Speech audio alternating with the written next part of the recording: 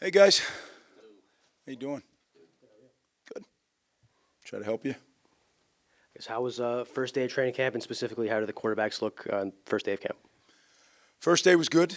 We're in shorts and helmets, but real good energy. We have a senior experienced team. They're leading the team, so it's fun to watch them run the squad. Coaches did a really good job in their preparation, so now you're off and running. Quarterbacks, I thought they had a good day. Good command of what we're doing. We're not doing a whole bunch, but good command of what we're doing. So can only judge them on what we have in. So yeah, it was a good day. After a lot of predictions and talking last week, does it just feel good to be back out there? Yeah, it just feels good every time you get to go. It's my favorite time of year. There's nothing else going on. There's no school. There's no girlfriends, no families. It's just us. It's our family. It's our football family, and we get to meet. We get to walk through. We get to practice. We get to eat together. I think each team is formulated in the summer and then in training camp. And as I've said many times, you have to have a great winter to have an opportunity to have a great spring. You have to have a great spring to have an opportunity to have a great summer. And then you have to have a great summer to have an opportunity to have a great training camp. And if you can have a great training camp, you can have if you can go 4 for 4, then you can have a pretty good season. Right now we're 3 for 3, so we need to make sure this is a great training camp. Ray, someone you brought in from Florida State through the transfer portal on the defensive line, veteran guy, just having that kind of player with his experience and what he's done there, just what kind of a boost do you think that'll be for the defensive line? Well, as I've told you before, we used the portal to fill needs. We felt we had a need, and Malcolm was the perfect guy for our scheme. He's become part of our team. We're different. We do things differently than Florida State. So he needed to get into our groove, and over the course of the spring and summer and winter, he did that, and he looks at home now. You kind of alluded to this when you said that the seniors are kind of leading the way, and we've talked a lot over the last couple of years about kind of filling that pipeline. As that's happened, how do you feel like that's kind of manifested itself on the practice field in terms of intensity, competition, and kind of how have you seen that ascension over the last couple of years? Oftentimes things don't get to the staff. They're taken care of by the players beforehand. But if it does get to the staff, there's immediately guys that are there to pick them up and let's go. Let's get this. Because there's one thing about our program is it's very, very clear what's expected. The standard is the standard, and nothing else will be accepted. So if someone dips below it, it's going to get noticed and called out, and then it's up to everybody to get it fixed. What's the biggest thing that stood out to you about this wide receiver group so far, and what do you hope to see through training camp? Well, to start, I think we have some real competition, some real depth in the room, and now they got to go compete. And you win, you compete, and you earn your touches. And as a receiver, you can never really guarantee that the ball's going to come to you because the coverage has something to say about that. But there is a guarantee. If you're not on the field, you can't catch the ball. So that's the competition that is important. I guess just to continue on the wide receivers, what's part of your process for evaluating who gets the touches, and how do you kind of Performance. Yeah. Strictly. Everything here. You give us the best chance to win, you're going to be the first receiver. Second best chance, you're the second. Third best, third, all the way down. We usually get, 7 to 8 guys ready to go each week. So, that's the battle right now, to be one of those 7 or 8 that are, quote unquote, up. What are your expectations of Ethan Kaliakmanis this season, and what are the specific areas you hope that he improves from quarterback play from years past? Yeah, expectations are like they are for every player, to be the best player that he can be every day. Go out and chop the moment every day. I don't really get into the results. The results usually take care of themselves. As long as the process, the effort, the focus is right, everything else will take care of itself. And I'm confident Nathan's going to do that. That's who he is. You have 8 returning starters on defense coming into this year.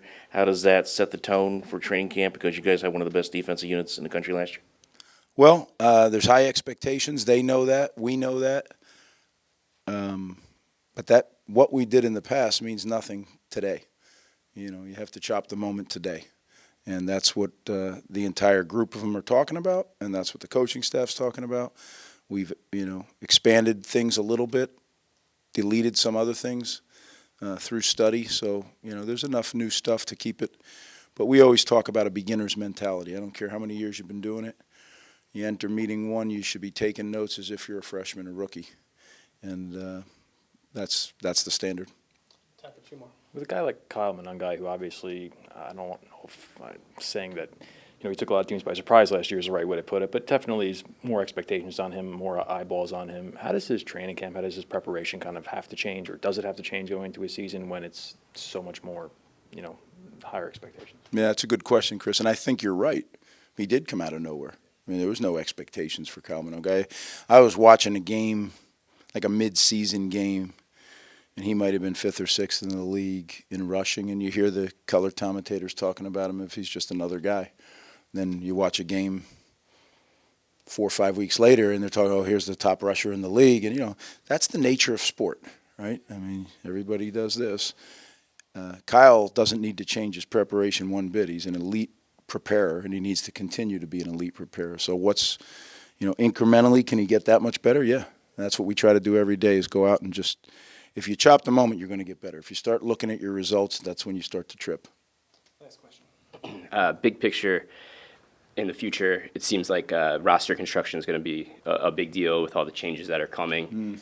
Number 105 has been floated a little bit in terms of a roster cap. What does that mean for Rutgers, and what's just your overall opinion on walk-ons and how that's affected by what would be a 105? Yeah, it's part of a much bigger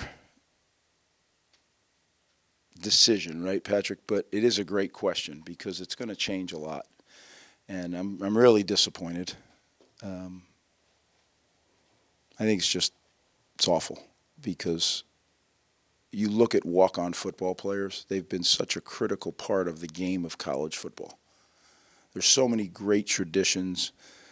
And then look at our program, right? We have a wall outside our weight room, walk-ons that became captains.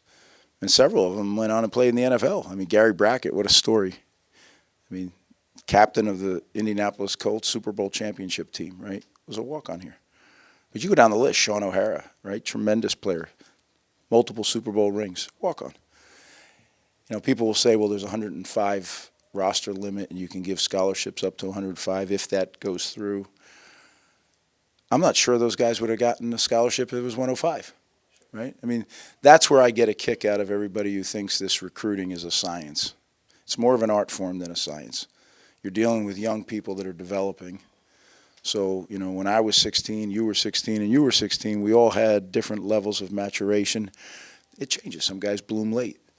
And those guys will not have the opportunity to do it at this level. Now that they will go down in level now, there'll be I think our roster's somewhere in the low 130s. So you do the math, right? That's 29, 28, 27 guys that will not have the opportunity to be at Rutgers and play Rutgers football. And that, to me, is I'm sad about it. But I understand I understand what's going on. I'm not naive, but I just wish it didn't have to be that way. It's a fallout of the big picture, right? It's unaccepted consequence of the. Yeah, I guess it's an unintended consequence, but I don't know. I wish, again, I'm living in a Pollyanna world here. I wish all of this, I've said it so many times. Back in 2001, I wanted players to be able to get paid. Instead, we couldn't give them cream cheese with their bagels, right? I mean, if we could have done this together, collaborated on it, and done it in a smart way, we wouldn't find ourselves here. But it's been a stubbornness and an elitist attitude that now, you know what, you're getting told what to do. So it's a shame. But again, I've said to you guys many times, if you don't like it, ... change it or change the way you think about it. Well, I can't personally change it, or I would. The only way I can change it is stop coaching. Well, I love coaching. I love being at Rutgers, so I'm not going to do that. So I got to change the way I think about it. So all I've been doing now is it's heading to 105 is start thinking about, okay, what's our strategy to make Rutgers the best program we can at 105? That's all I can do right now. I wish I could change it, Pat, but I can't.